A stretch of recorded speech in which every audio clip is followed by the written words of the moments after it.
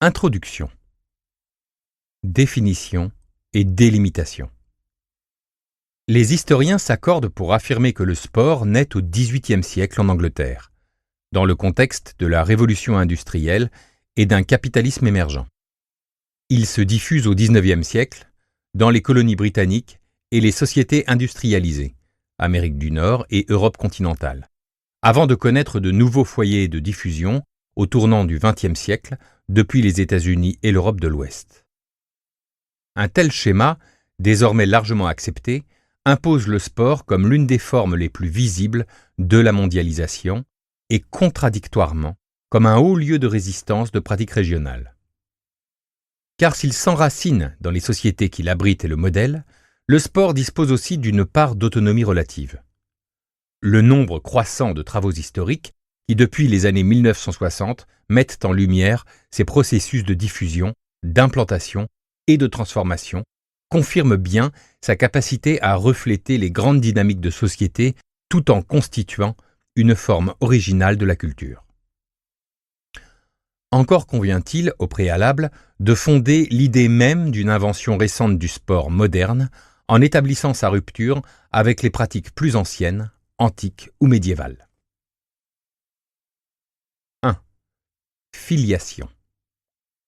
Historiquement, le terme « desport » ou « disport » est utilisé au Moyen-Âge pour signifier la distraction, l'amusement. Le grand dictionnaire universel du XIXe siècle de Larousse définit d'ailleurs encore le sport comme un ensemble d'amusements, d'exercices et de simples plaisirs qui absorbe une portion assez notable du temps des hommes riches et oisifs. Dans le premier ouvrage qui lui soit explicitement consacré en France, Le sport à Paris, 1854, Eugène Chaput ne traite ainsi que des distractions mondaines de la capitale. Turf, équitation, chasse, boxe, natation, gymnastique, patin, opéra, échecs. À la fin du XIXe siècle, le sport commence pourtant à désigner des pratiques plus codifiées, plus institutionnalisées, clubs locaux, fédérations nationales et internationales, et qui donnent généralement lieu à compétition. Si ces contours demeurent flous, sa désignation sert alors surtout à l'opposer à d'autres pratiques, avec lesquelles il présente de nombreuses différences de finalité, de reconnaissance sociale, de public ou d'origine, qu'il s'agisse des jeux traditionnels ou des gymnastiques.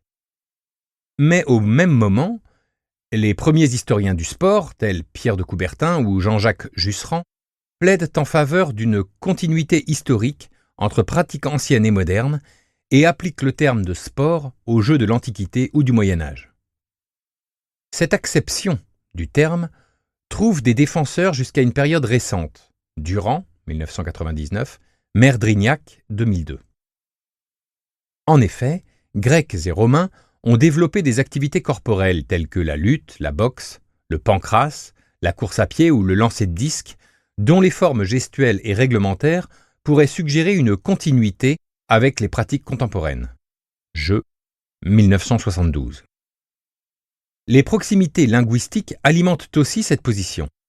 Athlète provient du grec athlon, qui signifie effort, travail, prestation. Gymnastique vient de gymnos, nu. Le gymnasion désigne le lieu où l'on s'exerçait nu. Les modèles architecturaux des stades romains de l'Antiquité ont bien influencé les édifices du XXe siècle.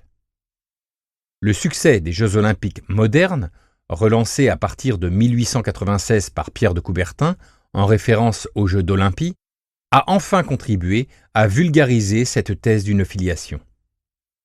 Ces concours se sont tenus pendant plus de 1000 ans, de 776 avant Jésus-Christ, jusqu'à leur condamnation en 393 par l'empereur romain converti Théodose, qui y voyait une source de paganisme.